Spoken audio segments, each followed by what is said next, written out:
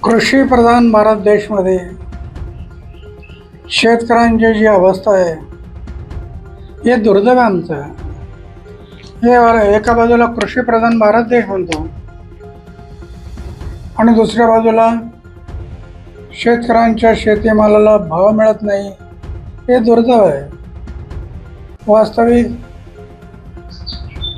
जे शेतीचे बाजारभाव उत्पन्नावर आधारित असले पाहिजे.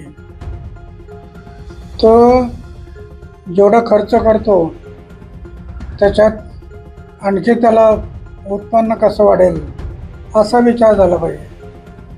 उत्पन्नावर आधारित शेतीमालाचे भाव असे जर झाले तर शेतकरी अडचणीत येणार.